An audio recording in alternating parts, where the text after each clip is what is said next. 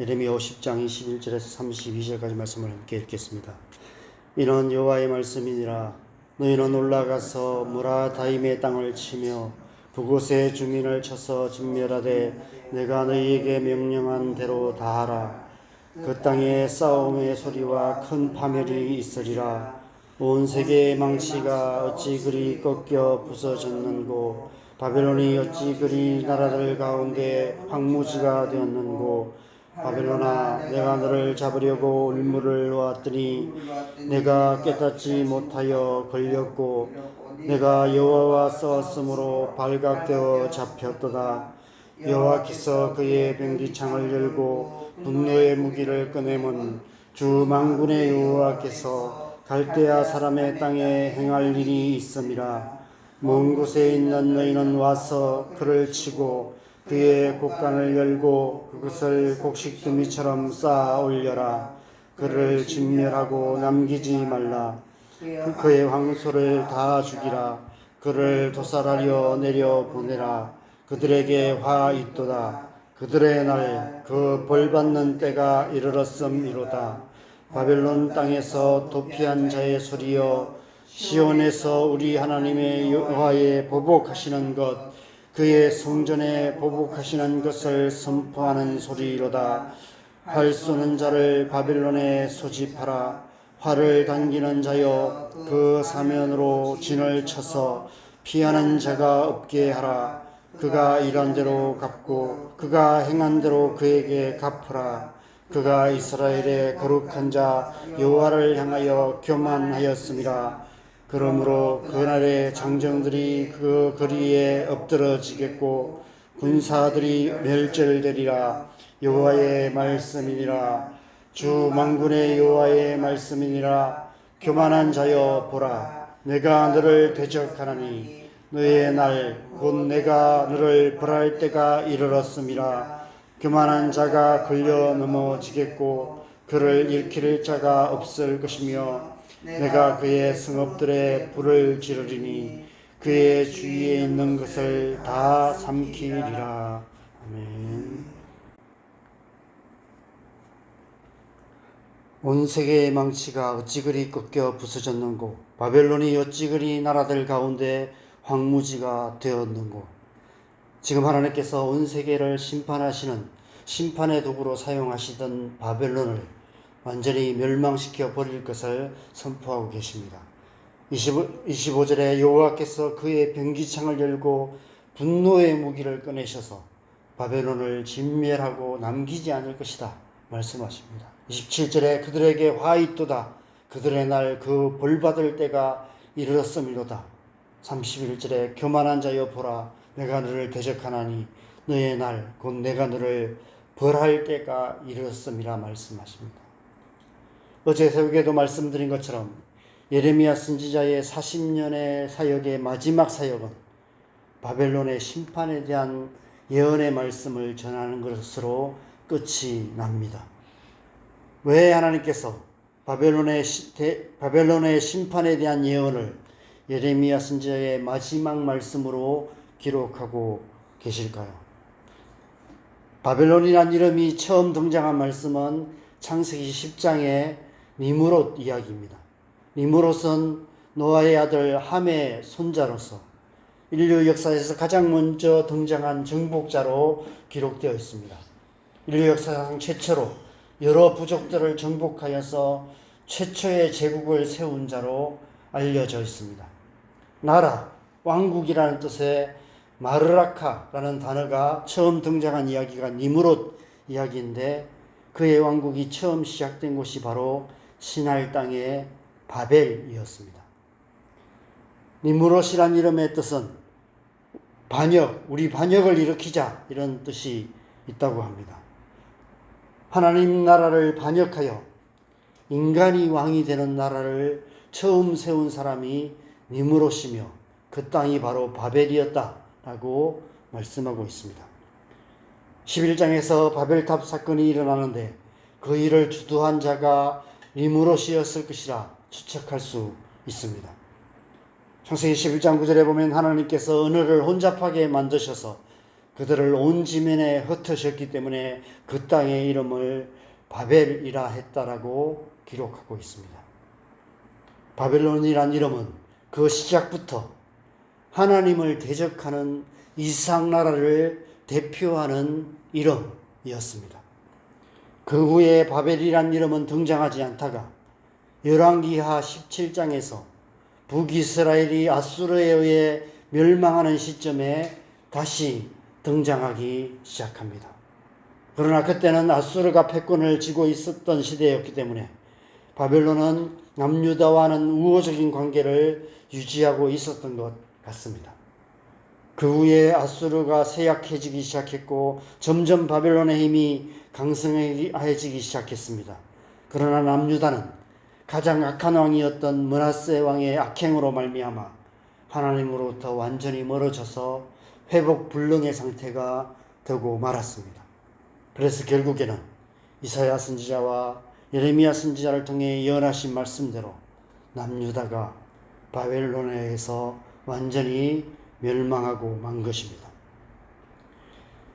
예레미야 선지자는 그가 선지자로 사역하던 40년 동안 민족의 멸망과 바벨론의 악행을 두 눈으로 똑똑히 목도했던 역사의 산증인이었습니다. 어쩌면 그래서 하나님께서 예레미야에게 바벨론의 멸망에 대한 예언의 말씀을 마지막으로 선포하게 하셨는지도 모릅니다. 그런데 그보다 더 큰 이유가 있습니다. 바벨론이라는 이름이 마지막에 등장하는 성경은 요한계시록입니다. 요한계시록 16장에서 18장까지 말씀에서 하나님께서 7 천사를 통해 진노의 7 대접을 이 땅에 쏟으셔서 이 땅을 심판하시는 말씀이 기록되어 있습니다. 7 천사가 7 대접을 땅에 쏟을 때마다 이 땅에 큰 재앙이 일어나는데 마지막 7 천사가 7번째 대접을 땅에 쏟을 때 이렇게 선포합니다. 만국의 성들도 무너지게 되고 큰 성 바벨론이 하나님 앞에 기억하신 바 되어 그의 맹렬한 진노의 포도주잔을 받게 될 것이다 라고 말씀하고 있습니다. 18장을 보면 1, 2절을 보면 이르에 다른 천사가 하늘에서 내려와서 힘찬 음성으로 외쳐 이르되 무너졌도다 무너졌도다 큰 성 바벨론이여 귀신의 처소와 각종 더러운 영이 모이는 곳과 각종 더럽고 가증한 새들이 모이는 곳이 되었도다 라고 선포하고 있습니다. 오늘 보면 28절과 비슷한 말씀이 선포되고 있는 것이죠. 28절을 보면 바벨론 땅에서 도피한 자의 소리여 시온에서 우리 하나님의 여호와의 보복하시는 것 그의 성전에 보복하시는 것을 선포하는 소리로다. 힘찬 음성으로 무너졌도다 무너졌도다 큰 성 바벨론이여 라고 선포하는 것. 오늘 말씀과 동일한 선포가 요한계시록에도 선포되고 있는 것을 보게 됩니다. 하나님께서 유다 백성들의 피를 흘리고 하나님의 성전을 파괴한 바벨론에게 보복하실 것을 선포하시는데 마지막 날에 하나님의 이 보복하시는 것이 다 이루어지게 될 것이다라고 말씀하고 있는 것입니다. 그래서 요한계시록 18장 20절 21절에 보면 이렇게 선포하십니다. 하늘과 성도들과 사도들과 선지자들아 그로 말미암아 즐거워하라. 하나님이 너희를 위하여 그에게 심판을 행하셨음이라. 이에 한 힘센 천사가 큰 맷돌 같은 돌을 들어 바다에 던져 이르되 큰 성 바벨론이 이같이 비참하게 던져져 결코 다시 보이지 아니하리로다. 이 말씀 이후에 더 이상 바벨론이라는 이름은 성경에 등장하지 않습니다. 바벨론이라는 이름이 이 세상에서 완전히 사라지게 되는 것입니다. 그런데 그 앞장인 계시록 17장에 보면 하나님께서 왜 바벨론을 심판하시는지를 상징적으로 묘사하고 있습니다.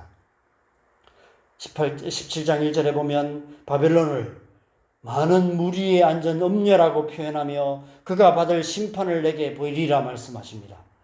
땅의 임금들도 그와 더불어 음행하였고 땅에 사는 자들도 그 음행의 포도주에 취하였다.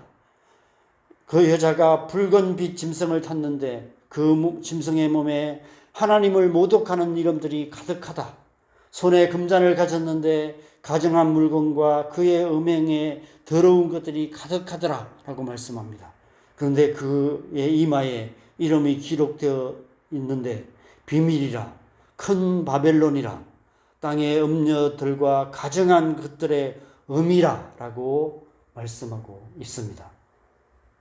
그 다음 절인 6절 말씀에서 하나님께서 왜 오늘 본문에서 반복해서 보복해 하시겠다라고 선포하시는지를 알 수 있습니다. 6절을 보면 또 내가 보매 이 여자가 성도들의 피와 예수의 증인들의 피에 취한지라 내가 그 여자를 보고 놀랍게 여기고 크게 놀랍게 여기니. 바빌론은 우리 사는 이 세상의 권세들을 상징합니다.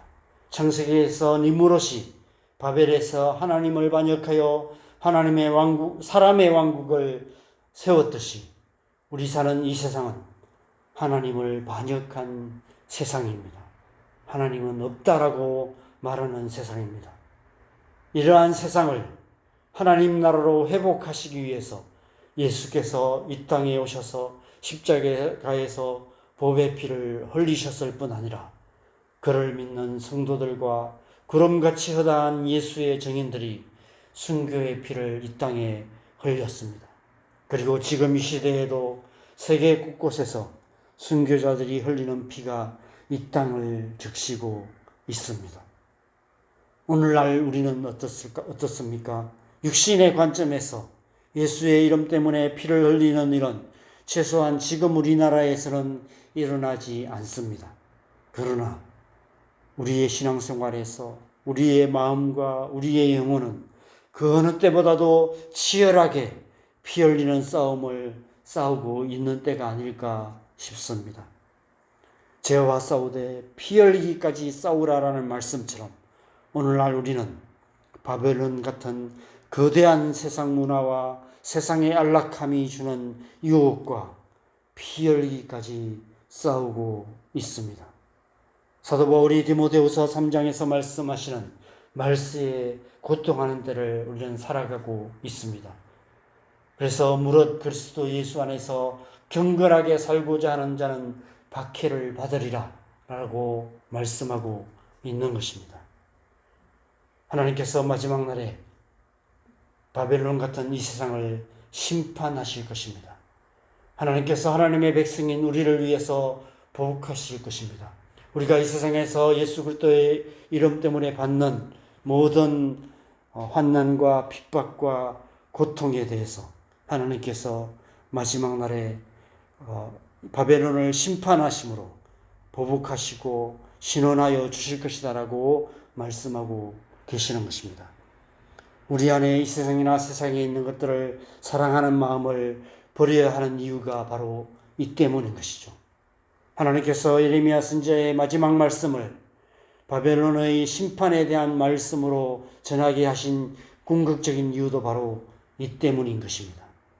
그 옛날 바벨론이 하나님의 심판을 받아 완전히 멸망한 것처럼 오늘 우리 사는 이 세상도 마지막 날에 하나님의 심판을 받게 될 것이고 완전히 멸망하게 될 것을 잊지 말라라고 말씀하고 계시는 것입니다. 그래서 이 세상에서 당하는 환난과 핍박을 넉넉히 이기게 하시기 위해서 이 말씀을 기록하고 계시는 것입니다. 주님 다시 오실 그날을 기대하며 하루하루를 그리스도 예수 안에서 경건하게 살아가게 하시기 위해서 하나님께서 우리에게 마지막 때를 기억하라 라고 말씀하고 계시는 것이죠. 아멘. 주 예수여 오시옵소서 마라나타 라고 고백하며 하루하루를 하나님 나라를 고대하며 살았던 우리 앞서 살았던 믿음의 사람들처럼 우리 또한 그렇게 살아가야 될 줄 믿습니다. 오늘 하루 우리의 삶이 그런 삶 되기를 바랍니다. 주님 다시 오실 그날을 기대하며 기다리며 오늘 하루를 하나님의 백성으로서 하나님의 백성답게 경건하게 살아가는 저와 여러분 되시기를 주님의 이름으로 간절히 축원합니다. 함께 기도하겠습니다. 여러분, 우리 사는 이 세상은 바벨론 같은 세상입니다. 세상의 권세들이, 악한 어둠의 권세들이 우리의 마음과 생각과 우리의 영혼을 피폐하게 만들고 있습니다. 이러한 시대, 자기를 사랑하며 돈을 사랑하며 쾌락 사랑하기를 하나님 사랑하는 것보다 더하는 이러한 시대, 경건의 모양은 있으나 경건의 능력은 부인하는 이러한 시대에 하나님의 백성으로서 무릇 경건하게 살고자 하는 자는 핍박을 받으리라고 말씀하신 것처럼 우리가 살아가는 이 시대가 그런 시대입니다. 이러한 시대를 살아가는 우리를 향해서 하나님께서 마지막 날을 말씀하고 계십니다. 이 마지막 날에 이 세상은 완전히 진멸되고 말 것이다. 완전히 사라지고 말 것이다. 바벨론이란 이름은 이 세상에서 완전히 사라지게 될 것이다 라고 말씀하고 계십니다. 대신 예수 그리스도의 나라, 하나님 나라가 이루어지게 될 것을 말씀하고 계시는 것입니다. 그 나라를 소망하며 그 나라를 바라보며 오늘 하루도 아멘 주 예수여 오시옵소서 마라나타라고 고백하며 그렇게 하루하루를 살아가는 것이 하나님의 백성의 삶인 줄 믿습니다. 오늘 하루 우리의 삶이 그런 삶 될 수 있도록 우리 안에 하나님 나라를 향한 믿음, 소망을 주시고 그 믿음으로 담대하게 승리하는 삶 살아가는 오늘 하루 되게 하여 주시옵소서. 우리 함께 기도하겠습니다. 기도하시겠습니다.